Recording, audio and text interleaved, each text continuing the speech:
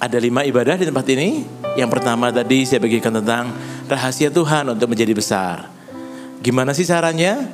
Rupanya memperdebatkan tentang siapa yang terbesar itu bukan hanya penyakit sosial di masa kini, di mana orang banyak berusaha untuk membuktikan diri, flexing dan sebagainya. Bahkan 2000 tahun yang lalu pun ini sudah jadi masalah gitu ya. Para murid bertengkar di antara mereka. Siapakah yang terbesar? Ya, kemudian Yesus memberikan jawaban. Kalau kau mau jadi yang terbesar, hendaklah kau menjadi yang paling muda atau paling junior. Jangan merasa kau sudah mampu, jangan merasa kau sudah hebat. Tapi hendaklah kau menjadi yang paling muda. Bahkan di pasal yang lain, di kitab yang lain dikatakan hendaklah kau menjadi yang paling kecil. Hendaklah kau merasa engkau tuh kecil, muda. Engkau perlu terus untuk belajar, bertumbuh lebih lagi. Dan kalau kau jadi besar, hendaklah kau menjadi pemimpin yang adalah pelayan. Tuhan berkata demikian. Anda bisa dengerin di ibadah pertama. Lalu yang kedua, yang tadi barusan dilewati itu pemimpin yang memiliki visi. Termasuk ibadah yang ketiga ini nanti saya akan jelaskan. Lalu ibadah yang keempat saya akan bagikan tentang pemimpin yang tidak egois. Gimana sih kalau tema bulan ini di seluruh GMS adalah membangkitkan pemimpin-pemimpin yang besar. Nah, ada pemimpin yang egois, seperti seorang, kita akan bahas tentang Raja Hizkia. Jadi pemimpin yang sangat egois. Dia pemimpin yang takut akan Tuhan, dia orang yang luar biasa pada awalnya. Namun kemudian dia sempat mengalami sakit dan dia mengalami perpanjangan usia. Dan Tuhan sembuhkan dengan mujizat, dengan tanda yang luar biasa. Tuhan karuniakan keamanan sehingga dia bisa lakukan banyak hal buat negaranya aman selama dalam pemerintahannya. Suatu hari ada sekelompok orang dari Babel datang untuk berkunjung. Dan Hizkia ini tanpa diminta dia mempertunjukkan semua kehebatannya dia. Termasuk harta bendanya dia di istana dan semuanya. Sampai Nabi Tuhan menegur karena dia sombong, dia mulai berubah hatinya. Tapi Hizkia ini bukannya bertobat, dia malah ngomong gini, asal ada damai dan keamanan selagi aku hidup itu cukup. Dia tidak peduli tentang anaknya dan cucunya. Padahal Tuhan berkata bahwa apa yang dilihat oleh orang-orang Babel ini akan diambil semuanya daripadamu. Anakmu nanti akan jadi nasir, akan jadi ini, akan jadi budak dan sebagainya. Dia tidak peduli Hizkia ini. Yang penting selama aku hidup aman-aman aja. Ini pemimpinnya egois, nggak baik seperti ini. Lalu yang terakhir, pekerjaan yang terpenting di dunia. Apa ini maksudnya? Saya akan kasih bocoran. Menjadi seorang ayah itu posisi atau pekerjaan yang menantang, challenging, dan cukup menakutkan mungkin. Karena tidak ada sekolah menjadi seorang ayah. Kalau ada yang ingin jadi manajer, ada sekolahnya manajemen. Kalau ada yang ingin jadi seorang ahli hukum, ada sekolahnya. Ya. Kalau ada yang ingin ahli dalam teknik, ada sekolahnya. Tapi menjadi seorang ayah, belum pernah ada sekolahnya. Paling pol ya seminar parenting yang kita jalani. Ya, atau retreat tertentu lah yang mungkin ada pernah ikutin. Tapi kita belajar sambil mencoba gitu ya, melakukan peran kita. Tidak mudah ini. Oleh karena itu, gimana menjadi seorang ayah yang bisa membangkitkan anak-anaknya untuk jadi pemimpin-pemimpin yang hebat kemudian. Nah, kurang lebih itu yang saya ingin bagikan pada sepanjang hari ini. Suatu hari pernah terjadi seperti ini Bapak Ibu. Kalau Bapak Ibu tahu Disneyland, ya, pemiliknya yang mencetuskan idenya adalah Walt Disney.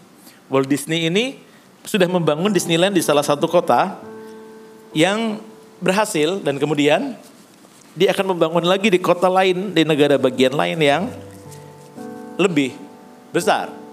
Sebelum Disneyland yang lebih besar ini jadi, Walt Disney ini keburu meninggal karena kanker paru-paru yang dia alami. Dan kemudian terus dikerjakan Disneyland di kota yang lebih besar itu. Di peresmiannya salah seorang berkata pada istrinya Walt Disney, "Ah sayang, seandainya Tuan Walt masih hidup dan bisa melihat semuanya ini."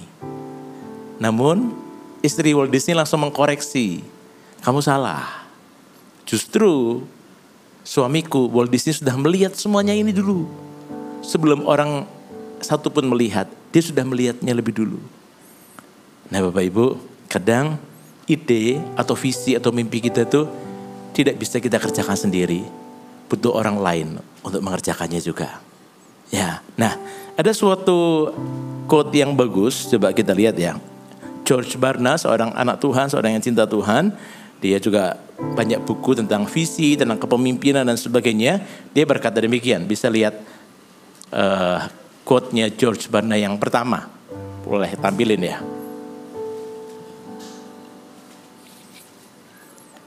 George Barna bilang begini.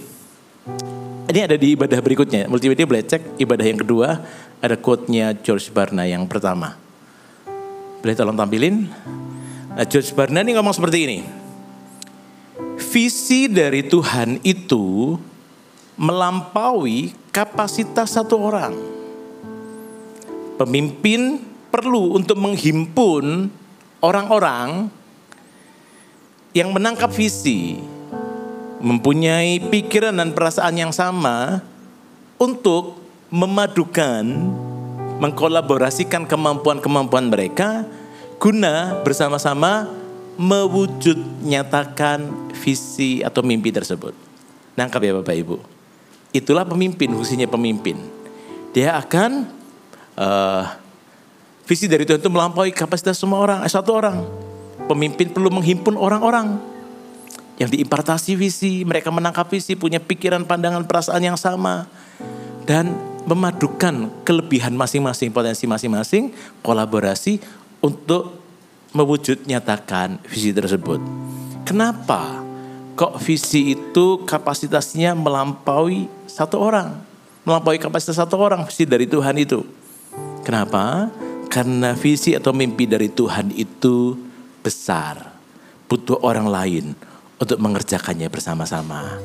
Nah, Bapak Ibu saudara-saudara yang terkasih, kalau terkait visi gereja, gitu ya, 2030 gereja sel yang apostolik dan profetik dengan misi 1000 gereja lokal yang kuat dengan 1 juta murid. Bukan cuma 1000 gereja lokal, tapi 1000 gereja lokal yang kuat dengan 1 juta murid. Itu visi yang belum tahu kapan kita mencapainya, tapi kita sedang mengerjakannya. Tapi di tengah-tengahnya, milestone yang terdekat dengan kita adalah kita rindu bahwa di tahun 2030 gereja di mana Anda berjemaat ini, termasuk bagi Anda mungkin yang baru bergabung di KMS, Anda perlu tahu ini bahwa kita memiliki visi yang sama, memiliki misi yang sama. Itu tahun 2030 nanti kita mau mempersembahkan bagi Tuhan 300 gereja lokal yang kuat. Sekarang ini sudah ada 100 lebih. Termasuk yang perintisan, 120 sekian. Nah, saya berharap untuk 2030, yang 2030 300 gereja, kita masih ada di sana. Kita masih hidup dan mengerjakannya. Kita menikmatinya. Kita melihat hal itu menjadi kenyataan, betul? Tapi itu menjadi 1000 gereja lokal. Apakah saya masih hidup dan melihatnya? Belum tentu. Saya umur 46 tahun ini. Saya kurang lebih angkatan 50-an lah. Berapa banyak dari antara Anda yang umur 45, 50 boleh angkat tangan? 45 sampai 50 ada? Nggak ada, hanya saya seorang diri ternyata ya di sini. Oh, ada ya. Kita satu generasi gitu ya. Ada yang lebih dari 50 tahun boleh angkat tangan? Lebih dari 50 tahun sampai tidak terbatas. Ya, kita kasih tepuk tangan buat para senior yang luar biasa. Yang lainnya di bawah. Nah, saya nggak ngerti apakah kita yang seumuran sama saya, apakah kita akan ada di 1000 gereja lokal itu? Maksudnya apakah kita masih hidup enggak ketika itu terjadi? Karena bisa jadi itu nanti yang menggenapinya adalah anak-anak kita, cucu-cucu kita, generasi kemudian. Termasuk mungkin di antara Anda yang hadir hari ini yang mungkin masih umur 30-an, 15-an. Ya Anda harus hidup panjang gitu ya. Sampai nanti gitu ya. Sampai 1000 gereja lokal, 1 juta murid. Nanti kalau sudah 1000 gereja lokal tercapai lalu gimana GMS? Apakah tutup? Ya enggak, pasti ada visi yang berikutnya. Gitu ya. Mungkin milestone yang berikutnya adalah 5.000 gereja lokal. Saya nggak tahu lagi ya. Nanti itu biar Pastor Philip yang dapat 1000. Nanti yang berikutnya nggak tahu. Nanti ada apa yang didapat dari Tuhan gitu ya. Nah, Tapi yang pasti visi dari Tuhan itu besar, karena itu kita butuh orang lain, bahkan butuh generasi berikutnya untuk mengerjakan visi itu bersama-sama. Mungkin ada yang berpikir, loh kenapa sih GMS ini mau mendirikan kerajaannya sendiri ya? Kok mau 1000 gereja, 1 juta murid? Bapak Ibu, yang pertama, apalah artinya 1 juta murid dibanding 270 juta penduduk Indonesia? Apalah artinya 1 juta dibanding 8 miliar penduduk bumi hari ini? Itu mungkin visi yang terlalu kecil. Tapi itu yang kita dapat dari Tuhan melalui pemimpin kita. Satu hari ada seorang cerita sama saya dalam sebuah meeting. Dia panggil saya Koyo, thank you ya. GMS sudah setia mengerjakan visi dan misinya. Oh ya, kenapa? Kemudian dia cerita, dia berasal dari kota namanya Selat Panjang. Ada yang tahu Selat Panjang? Nggak ada yang tahu ya? Itu di mana? Di Sumatera. Dekat mungkin Riau, Pekanbaru atau Palembang, saya lupa. Pokoknya dekat-dekat situ. Bahkan saya tidak tahu ada nama kota itu. Dia bilang, ada perintisan CG-nya GMS di sana. Dan ketika CG itu ada di kota kami, kota yang kecil, itu mungkin kota kecamatan mungkin ya. Papa saya akhirnya bertobat menerima Yesus sebagai Tuhan dan Juru Selamat. Dan aktif di CG. Setelah papa saya menerima Yesus sebagai Tuhan dan Juru Selamat, 6 bulan kemudian papa saya meninggal karena kecelakaan. Tapi saya bersyukur karena ada GMS yang setia mengerjakan visinya, misinya. Oleh karena itu papa saya diselamatkan. Walaupun 6 bulan kemudian meninggal, tapi aku tahu papaku pergi kemana. Amin. Untuk itulah kita mengerjakan visi ini. Amin. Ya.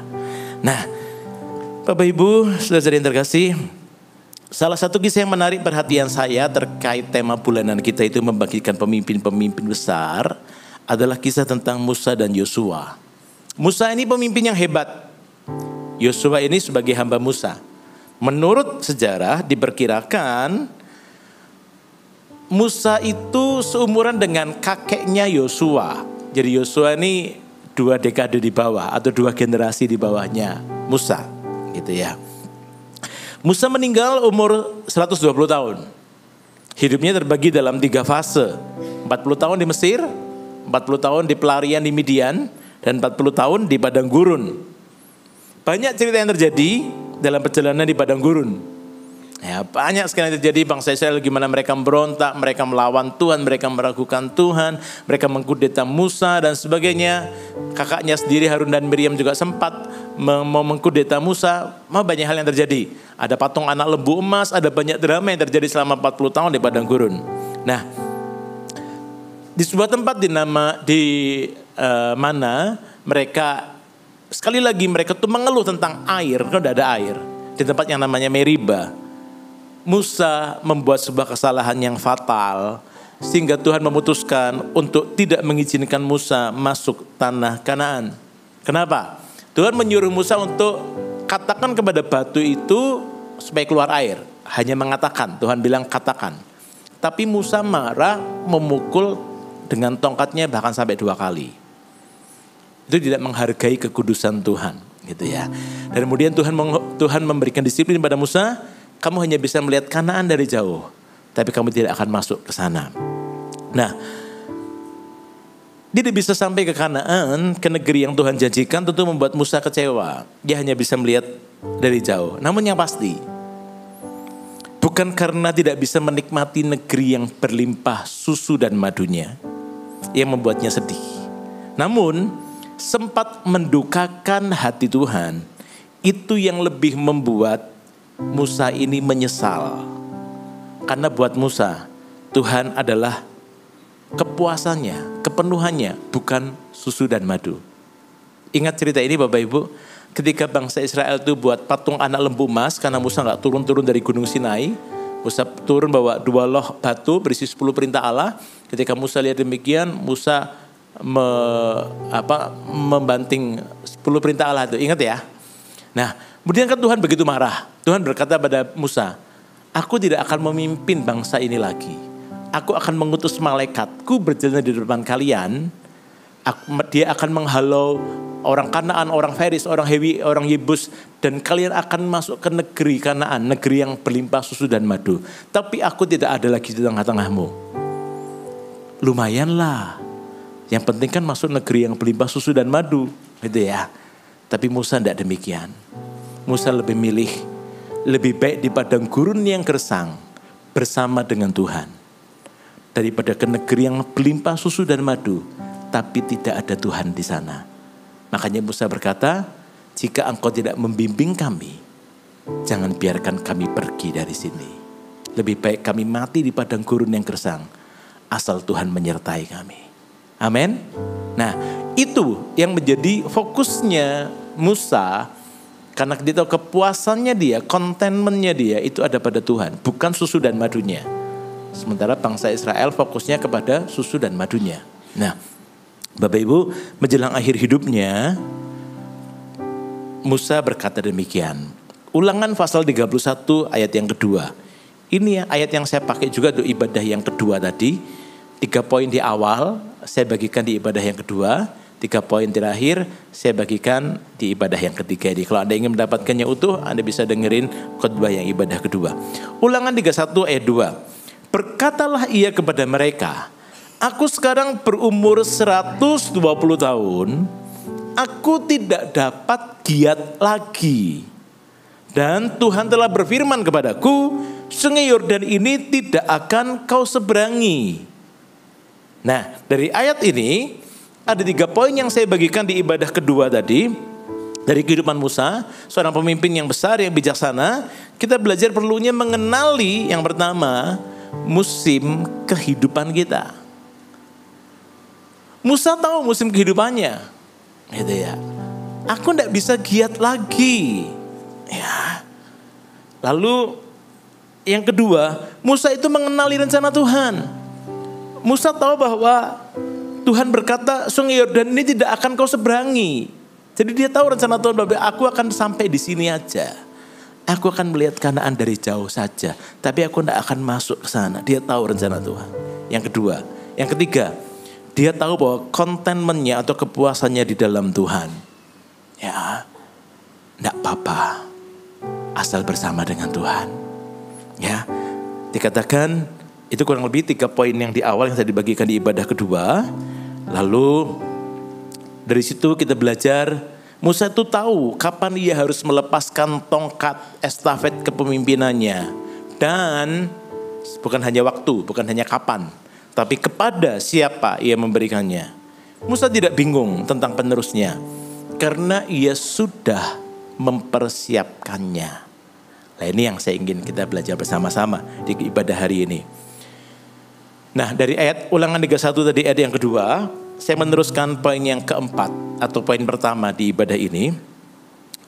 Yaitu apa? Jadilah pemimpin yang melatih calon penerus atau calon pemimpin berikutnya. Mungkin kalau Anda punya perusahaan, kita bukan hanya ngomong soal visi gereja dan sebagainya, tapi Anda punya perusahaan, Anda punya usaha.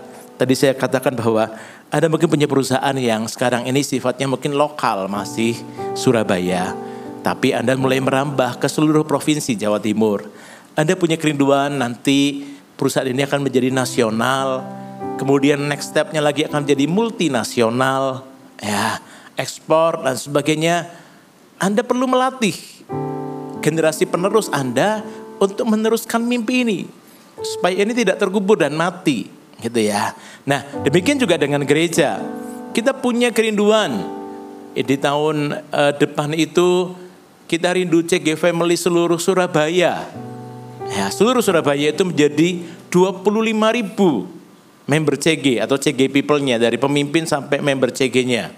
Kita hari ini ada sekitar 15.000. Kita rindu bertumbuh. Nah, gimana caranya? Kita melahirkan TL-TL baru, coach-coach baru, CGL baru, kita latih mereka. Lewat MSJ, lewat CG training dan sebagainya. Kita latih mereka lewat pengalaman pelayanan dan sebagainya. Demikian juga nanti GMS yang di timur ini, nanti akhir tahun depan akan pindah ke PCM 3 dengan kapasitas 3 kali lipat dibanding yang sekarang. Perlu asiar lebih banyak. perlu multimedia lebih banyak dan sebagainya. PAW juga timnya lebih banyak. Itu dilatih gitu ya. Nah, demikian juga mungkin Anda aku tidak punya perusahaan, aku cuma punya toko, tapi aku rindu lewat toko yang aku punya ini. Paling tidak anak cucuku bisa sekolah sampai S1. Mungkin visi Anda cuma sederhana seperti itu. Gak apa-apa Bapak Ibu. Amin. Nanti mungkin anak-anak Anda bersama siblingnya, bersama saudaranya punya toko sendiri-sendiri. Dan mereka akan berkata yang sama. Bahwa lewat tokoku ini aku pengen juga anak cucuku S1 bahkan bisa S2 lebih meningkat lagi. Bisa punya keahlian yang lebih lagi. Nah, apapun, termasuk Anda seorang CGL, mungkin Anda punya mimpi buat CG Anda, atau Anda dalam pelayanan dan sebagainya. Kita perlu sebagai pemimpin yang melatih calon penerus atau anak kita untuk memuridkan dan menjadikan orang-orang sebagai pemimpin yang berkualitas berikutnya. Musa menyiapkan Yosua. Nah, kalau yang di poin yang pertama atau keempat, kalau ditambahkan dengan ibadah yang tadi, maksudnya ini pemimpin yang melatih calon penerus ini lebih ke arah melatih dalam hal keterampilan, keahlian-keahlian tertentu, cara berpikir dan sebagainya, gitu ya. Prakteknya dan sebagainya. Dan Musa ini siapkan Yosua sejak masih muda. Musa mulai mendelegasikan tugas atau percaya kepada Yosua. Ingat kisah tentang Yosua ketika dia disuruh memimpin perang lawan Amalek. Sementara Musa di bukit, dia berdoa, Harun dan Hur menopang tangannya. Ingat itu? Ketika tangannya dia lelah, Yosua dan bangsa Israel terdesak. Ketika tangannya Musa mengangkat lebih tinggi, kuat, Yosua dan bangsa Israel menang, gitu ya, maju dan mendesak musuh-musuhnya. Nah, cerita ini ada di Keluaran pasal 17. Ini adalah perang pertama kali yang dilakukan bangsa Israel setelah keluar dari Mesir. Ini bangsa budak Bapak Ibu, bukan bangsa perang Israel ini. Biasa mengerjakan batu bata, bangun piramida di Mesir gitu mungkin ya. Ini bangsa budak. Ini perang pertama kali yang dilakukan mereka setelah mereka keluar dari Mesir. Nah, Musa itu melatih Yosua lewat peperangan. Musa sudah persiapkan Yosua itu sejak dini. Kalau saya bisa menggambarkannya, Musa ini pemimpin yang menyampaikan hukum-hukum Tuhan. Hukum Taurat, aturan-aturan itu Musa. Sistem dan sebagainya. Sementara Yosua itu pemimpin perang. Gitu ya Bapak Ibu. Ya, ada bagi tugas di antara mereka. Yosua dapetin tugas untuk memimpin bangsa Israel ini perang. Nah, Musa melatih. Ya, ada cerita-cerita yang lain yang mungkin tidak tercatat di Alkitab. Saya percaya Musa melakukannya. Nah, kita lihat sama-sama Mazmur 127 ayat yang keempat. Di poin bahwa pemimpin itu perlu melatih calon penerus. Ya, atau calon pemimpin berikutnya. Mazmur 127 ayat 4 berkata demikian. Seperti anak-anak panah di tangan pahlawan, demikianlah anak-anak pada masa muda. Nah, di sini bukan hanya pada orang tua saya berbicara untuk melatih anak-anak Anda, tapi anak-anak, ayo, Anda juga harus mau dilatih. Mungkin Anda berpikir, apalagi anak zaman sekarang gitu ya, ya kalau aku meneruskan toko papaku buat apa aku kuliah tinggi-tinggi gitu ya. Jadi Anda berpikir seperti itu. Lalu gimana? Loh, sementara toko orang tua Anda itu jalan bagus, sehat. Kenapa enggak? Anda mau juga mengelolanya. Ketika orang tua mungkin harus mundur karena usia, kenapa Anda ambil tanggung jawab untuk mengelola apa yang sudah berjalan, yang sudah Tuhan. Lewat hal itu Anda dikuliahkan, lewat hal itu Anda mendapatkan penghidupan yang baik. Kenapa enggak itu diteruskan? Sambil enggak apa-apa, Anda siapkan sistemnya semuanya sehingga toko ini pun bisa Anda tinggalkan kok karena sistemnya berjalan, betul ya. Anda bisa lakukan kerjaan lain yang sesuai bidang ilmu yang Anda ikuti, yang Anda lulus dan Anda passion Anda di sana. Jangan terlalu idealis anak-anak muda. Seringkali kita bilang, itu bukan passionku. Anda bisa hidup dari passion kah gitu ya. Kalau ternyata pekerjaan itu tidak kunjung Anda dapatkan, sementara Anda itu sesuap demi sesuap nasi itu Anda dapat dari toko itu, betul ya? Nangkep maksud saya ya. Ada banyak orang tua yang mengeluh karena anakku tidak mau teruskan toko ini. Loh, kenapa? Ya, eman loh, ayo. Tapi Anda bisa siapkan. Sementara sambil Anda menyiapkan sistemnya supaya toko bisa berjalan sambil hanya dipantau, mungkin hanya perlu seminggu sekali. Anda taruh orang di sana, manajer bila perlu, seperti manajer gitu di toko itu. Anda bisa mengembangkan karir yang sesuai passion, kenapa enggak? Ya, kalau memang itu belum ada hasilnya, kecuali apa yang Anda kerjakan menurut passion itu sudah kelihatan banget hasilnya, lain cerita.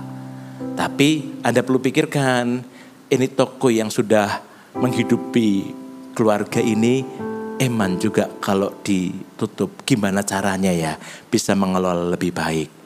Ya, nah Bapak Ibu, sekali lagi orang tua perlu melatih, tapi anak-anak juga yuk mau gitu ya. Jangan terlalu idealis, karena kadang-kadang anak-anak muda ini banyak terlalu idealis sehingga malah nggak kemana-mana. Ya, hanya ada ide tapi nggak kunjung datang. Nggak apa-apa kerjakan, tapi yang sudah ada kenapa enggak dikelola gitu ya. Nah, seperti anak-anak panah dengan pahlawan, demikianlah anak-anak pada masa muda. Lalu Mazmur 127 ayat yang kelima, satu ayat berikutnya dikatakan, berbahagialah orang yang telah membuat penuh tabung panahnya dengan semuanya itu, dengan anak-anak panah itu. Ia tidak akan mendapat malu apabila ia berbicara dengan musuh-musuh di pintu gerbang. Nah, para orang tua, para pemimpin, kita perlu sekali lagi, ini penekanannya di poin ini adalah melatih orang-orang yang Tuhan percayakan, anak-anak kita. CGL perlu latih sponsor-sponsor yang Anda angkat, bagi tugas dengan mereka, jangan one man show.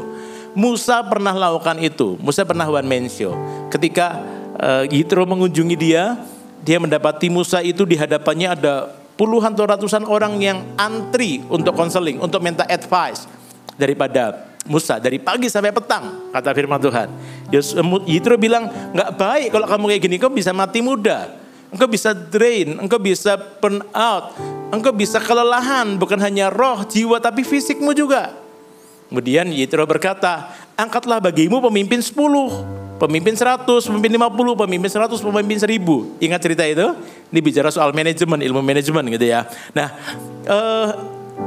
Musa sempat one man show. Tapi para pemimpin di sini, CGL, coach dan sebagainya, jangan one man show. Kita bisa delegasi tugas, termasuk juga pemimpin, termasuk juga orang tua. Belajar mempercayai anak-anak Anda. Tapi latih dulu, supaya mereka dikasih kepercayaan. Sedikit demi sedikit, latih mereka. Amin Bapak Ibu, jangan pegang terus. Ya, tadi di kebaktian pertama saya bilang, pemimpin yang baik, orang tua yang baik itu orang tua yang tahu kapan harus melepaskan tongkat estafetnya. Ya, kapan harus melepasnya kepada orang yang tepat, kapan waktunya. Pemimpin yang baik, orang tua yang baik tahu kapan harus melakukannya. Nah, Bapak Ibu, dari dua ayat yang barusan kita baca, analogi tentang pahlawan dan anak panah ini memberikan pengertian tentang kepemimpinan. Pemanah itu bicara tentang orangnya, kita, para orang tua, para pemimpin, gitu ya.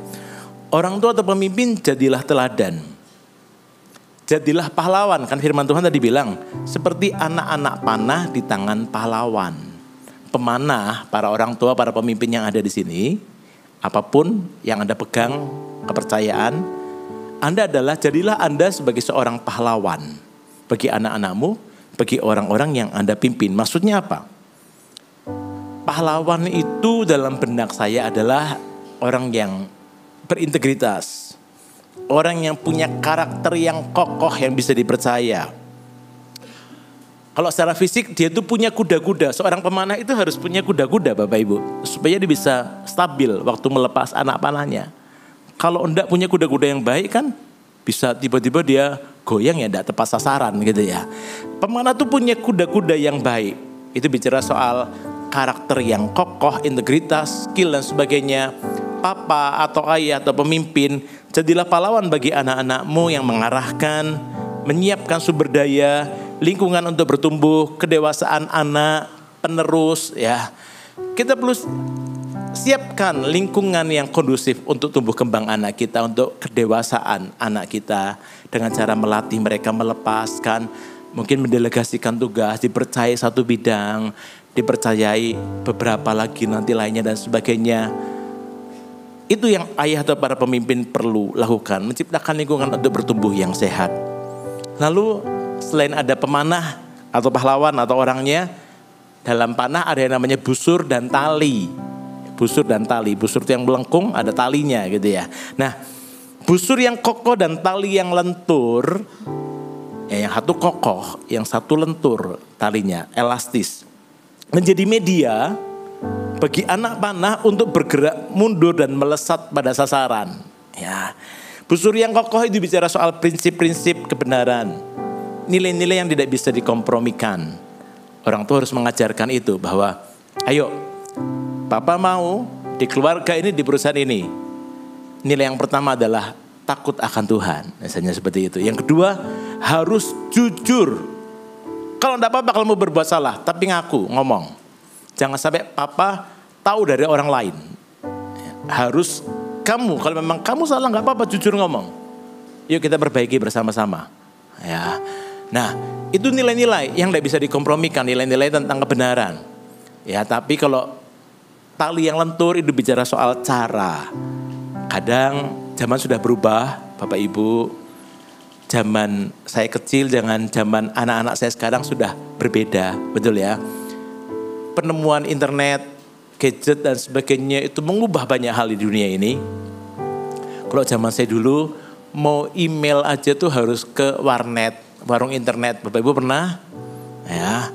Saya juga ke situ kalau meng-email itu ya. Bayarnya per jam kalau enggak salah ya. Itu lama koneksinya. Sekarang sudah jadi handphone, di tab kita, anak kita bisa, bahkan sekolah juga harus pakai itu ya.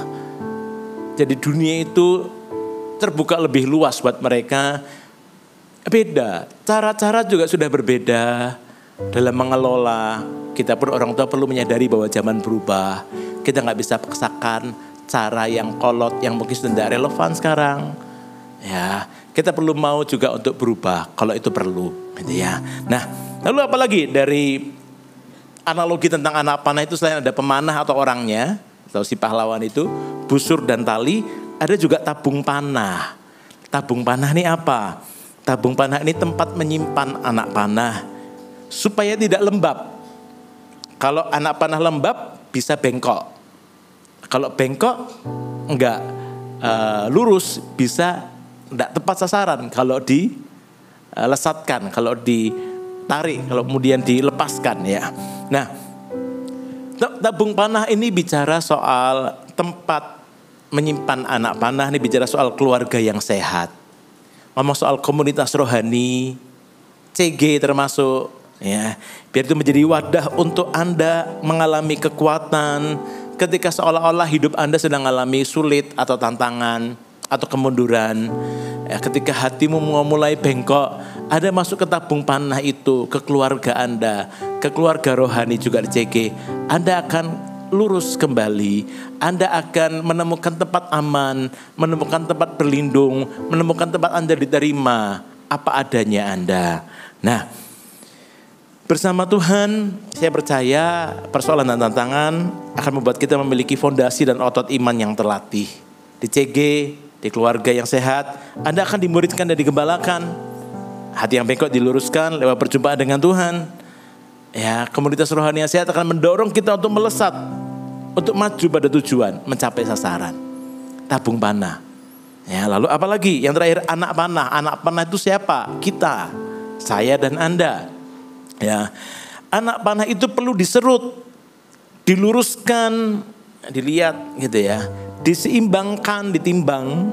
Ini berat ke belakang atau berat ke depan? Kalau dilihat dari titik tengahnya, sudah seimbang belum, diruncingkan. Nah, gak enak memang, terutama buat anak-anak muda, gak enak ketika dibentuk, ketika diserut, ketika dilatih. Tapi itu demi kebaikan kita. Amin. Supaya kita jadi anak panah yang akan tepat sasaran, yang gak bengkok. Ya. Nah, anak panah itu adalah anak-anak kita atau orang-orang yang kita pimpin di perusahaan, di usaha, atau di keluarga kita. Nah, Yesaya 49 ayat 2b berkata demikian. Ia telah membuat aku menjadi anak panah yang runcing dan menyembunyikan aku dalam tabung panahnya. Kita orang tua, tapi di hadapan Tuhan kita tetap anaknya. Amin. Semua kita anak loh, Bapak Ibu yang umur 70-an, sama saya umur 40-an, sama ada yang umur 20-an di sini. Di hadapan Tuhan kita tetap anak. Amin. Ya, kita manggilnya kan semua Tuhan kan, bukan engkong Yesus gitu kan, enggak ada kan. Ya, semuanya kan Tuhan Yesus. Kita nih anaknya semuanya. Nah, kita nih anak, sekalipun kita orang tua, kita juga sekaligus sebagai anak panah. Tuhan juga, firman Tuhan berkata, Yesaya berkata, Tuhan itu membuat aku menjadi anak panah yang runcing. Itu bicara soal kita mau memberikan diri untuk mau dibentuk. Orang tua juga harus mau dibentuk Tuhan, supaya kita menjadi anak panah yang runcing dan menyembunyikan aku dalam tabung panahnya. Dia bukan hanya memberdayakan kita, tapi dia juga menyiapkan suatu lingkungan yang kondusif, yang aman untuk kita bertumbuh, untuk kita tetap lurus di hadapan Tuhan, menyenangkan hati Tuhan. Lalu apa lagi? Kalau dalam olahraga panah, kemarin saya habis lewat ke arah Citraland, di UNESA tuh ada lagi lomba panahan, Bapak Ibu. Cuma saya nggak berhenti, saya cuma lihat aja sambil jalan mobil saya. Nah, ada sasaran. Sasaran itu bicara soal target atau visi. Kalau visi gereja itu 2030, 300.000 gereja lokal yang kuat dengan 1 juta murid. Visi perusahaan Anda apa? Visi toko yang Anda sedang kembangkan apa? Mungkin visi dalam keluarga Anda itu seperti apa? Ada target yang hendak dicapai. Nah, di gereja ini, kalau bicara soal pelayanan, di gereja ini saya senang sekali melihat anak-anak Eagle Kid itu melayani di ibadah-ibadah yang ada. Sekali waktu kalau Anda mengantar cucu-cucu Anda atau anak Anda di voltage, kalau di sini voltage itu hari Sabtu jam berapa ya? Jam 4 atau jam 5? Jam 5 ya? Ya. Bapak Ibu lihat mengantar cucu-cucu Anda, lihat mereka melayani dari kecil, betul ya? Senang gitu rasanya lihat anak-anak dari kecil mereka melayani Tuhan.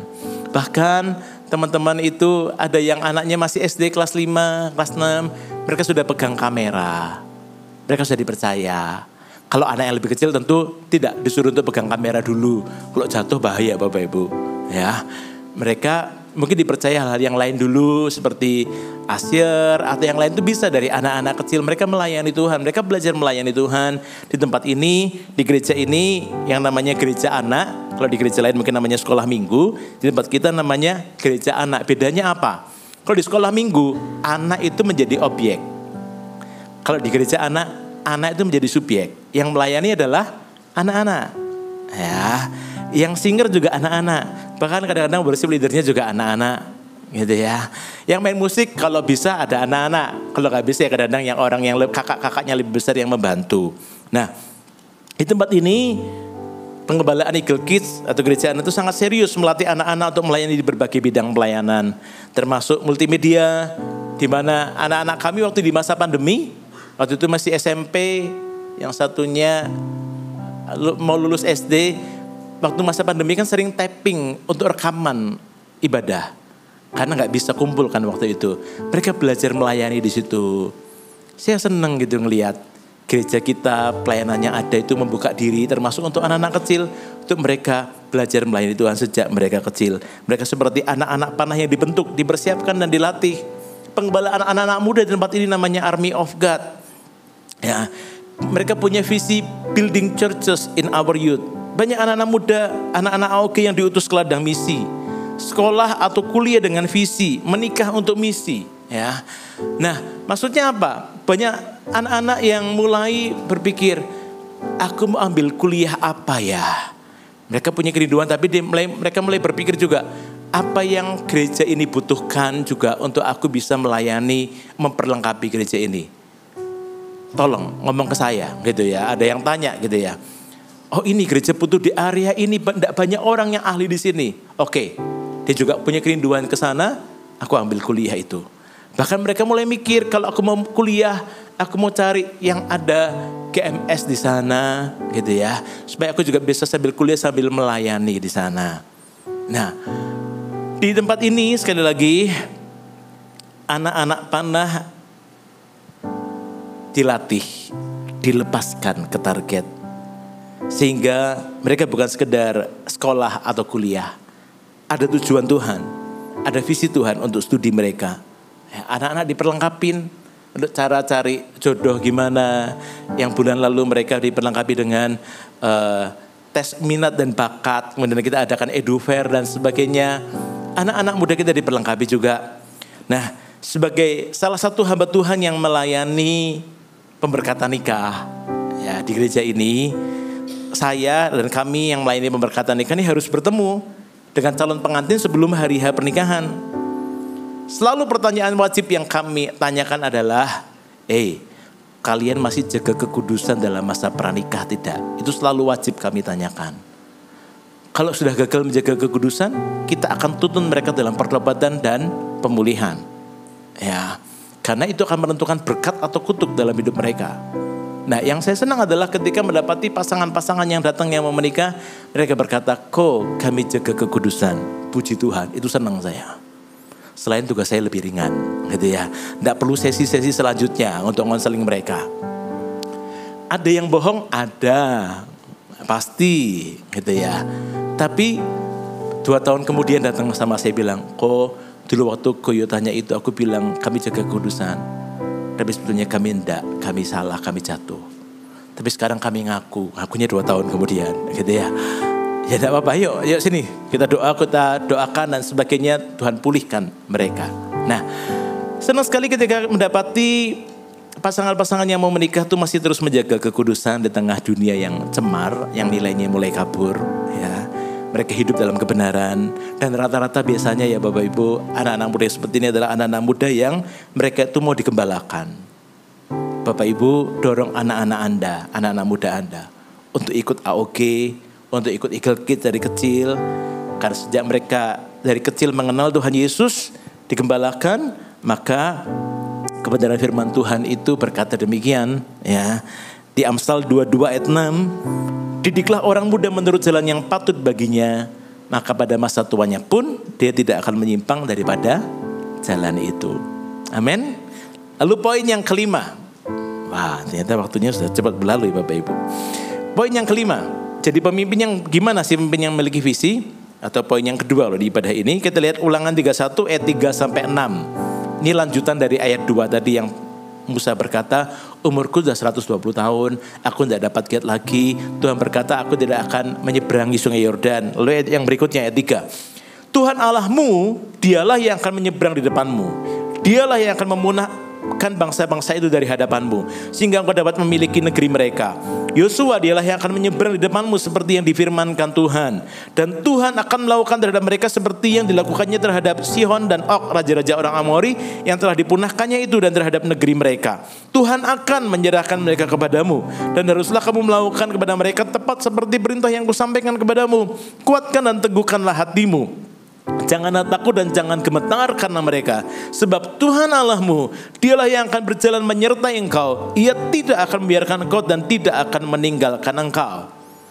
Nah, Bapak Ibu, di poin yang kelima, jadilah orang tua atau pemimpin yang mengarahkan mata dan hati penerusmu, anakmu, Yosuamu kepada Tuhan.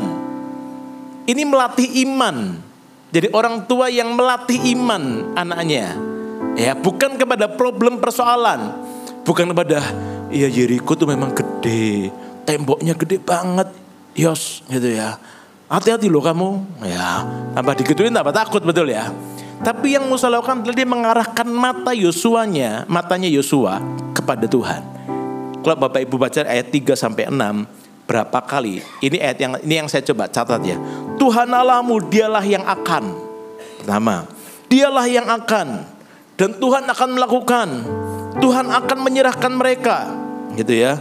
Sebab Tuhan Allahmu, dialah yang berjalan menyertai engkau. Ia tidak akan membiarkan engkau dan tidak akan meninggalkan engkau. Lihat, Musa melatih iman percaya anaknya, anak rohaninya atau penerusnya, lihat Tuhan, lihat Tuhan, lihat Tuhan. Dia akan nolong kamu, dia akan tolong kamu, jangan takut. Ya. Nah, jadilah orang tua yang demikian, orang tua yang beriman, orang tua yang melatih iman percaya anaknya atau penerusnya. Bapak Ibu, ada dua macam warisan yang kita bisa berikan pada penerus kita. Warisan yang kelihatan, yang tangible, yang diberikan kepada, ada wujudnya. Tanah, perusahaan, modal usaha, properti, rumah, mobil dan sebagainya. Diberikan kepada, itu tangible yang kelihatan. Ya. Tapi ada warisan yang berikutnya, yang kedua itu warisan yang intangible, yang tidak kelihatan. Diberikan ke dalam.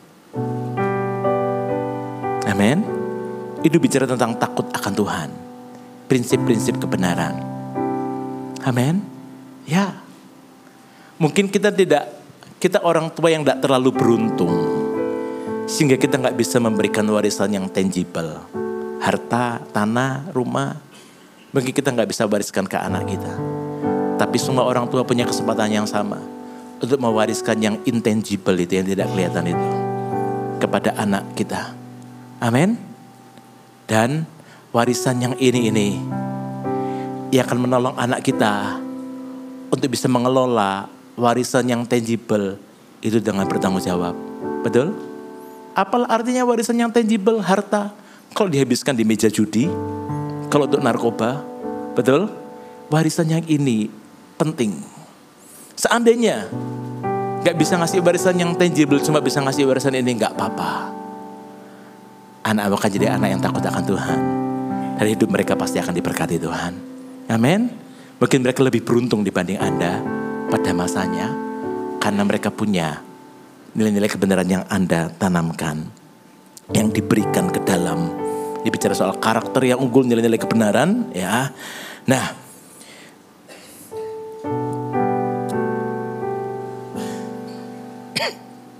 Di gereja ini juga Bapak Ibu, kalau saya bilang Eagle Kids, AOK, pengumpulan anak-anak dan anak muda. Di sini juga orang tua, para family juga kita melayani Tuhan. Umur 55 tahun plus pun pengumpulan senior, mereka punya visi menjadikan 55 tahun plus menjadi CGL berikutnya. Nah, di tempat ini tidak ada pengangguran. Semua kelompok usia di sini kita melayani Tuhan. Amin. Ya. Nah, Bapak Ibu, ingat perkataan Paulus kepada Timotius, ya. Sebab aku teringat akan imanmu yang tulus ikhlas, yaitu iman yang pertama-tama hidup di dalam nenekmu Lois dan di dalam ibumu Eunike, dan aku yakin hidup juga di dalam dirimu. Para orang tua tempat ini, anak-anak muda butuh warisan rohani dari Anda. Anak-anak atau penerus, kita perlu teladan iman daripada orang-orang yang lebih senior, ya. Para kaum senior tempat ini termasuk saya, ayo yang kita lagi sudah punya anak-anak, yuk kita mau wariskan nilai kebenaran, wariskan yang benar kepada anak-anak kita, seperti yang dilakukan oleh Lois kepada anaknya Eunike, kemudian diwariskan kepada Timotius. Timotius dipercaya dia seorang anak muda yang jadi pemimpin gereja, dia mengembalakan 60.000 jemaat. Dimulai dari iman neneknya si Lois, Eunike, kemudian ke Timotius. Mereka mewariskan nilai-nilai itu. Amin. Nah, warisan apa kita sebagai orang tua yang kita berikan pada anak kita atau pada penerus kita, pada orang-orang yang kita pimpin, ya. Pikirkan warisan apa yang akan kita berikan ke generasi berikutnya. Jangan sampai kita wariskan persoalan atau PR yang tidak kita kerjakan di masa kita. Seringkali Pastor Philip bilang, kalau kita gak bereskan cacing itu, ulat itu, nanti anak kita akan nemuin naganya. Betul ya? Kalau PR itu gak dibereskan oleh kita, hanya disembunyikan di bawah karpet, anak kita akan mengerjakan PR yang jauh lebih berat yang ditinggalkan oleh kita. Gitu ya. Nah, lalu yang terakhir, di ayat yang ke-7 dan 8 masih di Ulangan 31. Lalu Musa memanggil Yosua dan berkata kepadanya di depan seluruh orang Israel, kuatkan dan teguhkanlah hatimu, sebab kau akan masuk bersama-sama dengan bangsa ini ke negeri yang dijanjikan Tuhan dengan sumpah kepada nenek moyang mereka, untuk memberikannya kepada mereka, dan engkau akan memimpin mereka sampai mereka memilikinya. Sebab Tuhan dia sendiri akan berjalan di depanmu, dia sendiri akan menyertai engkau, dia tidak akan membiarkan engkau dan tidak akan meninggalkan engkau. Janganlah takut dan janganlah patah hati. Yang terakhir, poin 6, Jadilah pemimpin yang meneguhkan Yosua, atau jadilah pemimpin yang meneguhkan penerusnya. Maksudnya apa meneguhkan? Bukan melemahkan. Nah, para orang tua harus membantu anak-anak atau orang yang dipimpinnya penerusnya agar mereka percaya bahwa mereka dapat efektif, bahwa sasaran mereka dapat tercapai, bahwa ada masa depan yang lebih baik yang dapat mereka tuju melalui usaha atau perjuangan mereka sendiri. Ayat 8 yang barusan kita baca sebetulnya itu pengulangan ayat 6. Kalau nanti Anda perhatikan di rumah, Anda cek pasal ini. Bedanya ayat 6 itu diucapkan untuk seluruh bangsa Israel. Ayat 8 secara pribadi, secara private. Musa beritahu Yosua. Alamatnya langsung ke Yosua, person, bukan hanya umum. Meskipun di depan seluruh bangsa Israel. Ya. Nah, jadilah pemimpin yang mengafirmasi, seperti Musa mengafirmasi Yosua, ya, yang memberikan kekuatan harapan kepada penerusmu. Jadilah orang tua, pemimpin yang berbicara kepada kehidupan anak-anak atau orang-orang yang Anda pimpin. Bagikan visi, arahan, pujian, koreksi jika diperlukan. Jangan jadi pemimpin atau orang tua yang melembahkan, melabel, bahkan mengutuki anaknya atau penerusnya. Dasar nggak bisa gini aja misalnya gitu ya. Atau hanya ngomong kalau lagi mau menghukum atau mengkoreksi. Tapi nggak ada pujian, nggak ada visi, nggak ada arahan. Jangan jadi orang tua yang demikian. Kita menjadi orang tua yang meneguhkan, yang menguatkan generasi penerus kita. Yang mengutamakan hubungan, bukan hanya tugas, tanggung jawab. Memberikan waktu yang terbaik, mengasihi anak-anak. Pemimpin yang demikian akan menolong anak-anak memiliki jiwa yang sehat. Di mana mereka akan bertumbuh dengan tangki kebutuhan kasih yang terpenuhi dari orang tua, meskipun orang tua tidak sempurna. Mungkin orang tua berpikir adanya mitos seperti ini. Memang saya tidak meluangkan banyak waktu bersama anak-anak, tapi begitu sempat saya menggunakannya sebaik mungkin dengan mereka. Setiap hari saya 5 menit punya waktu untuk anak-anak yang berkualitas. 5 menit. Wah, Bapak Ibu tidak bisa demikian. Sebenarnya waktu juga diperlukan selain kualitas yang Anda berikan. Waktu, baik waktu secara kuantitas maupun waktu secara kualitas. Seorang anak Anda, penerus Anda akan menyadari bahwa dirinya penting di mata orang tuanya dari jumlah waktu yang orang tuanya lewatkan bersamanya dengan sengaja, dengan terjadwal baik, dengan sungguh-sungguh orang tuanya mengusahakannya. Dalam menyusun anggaran waktu para orang tua, anak kita harusnya dekat dengan prioritas yang top, yang utama. Ya. Nah, Bapak Ibu, ayat yang terakhir kita lihat ya. Ini raja-raja yang dikalahkan oleh Musa dan Yosua. Yosua 12 ayat 6 sampai 7. Musa hamba Tuhan itu beserta orang Israel telah mengalahkan mereka, dan Musa hamba Tuhan itu telah memberikan daerah itu kepada orang Ruben, orang Gad, dan suku Manasye yang setengah itu menjadi milik mereka.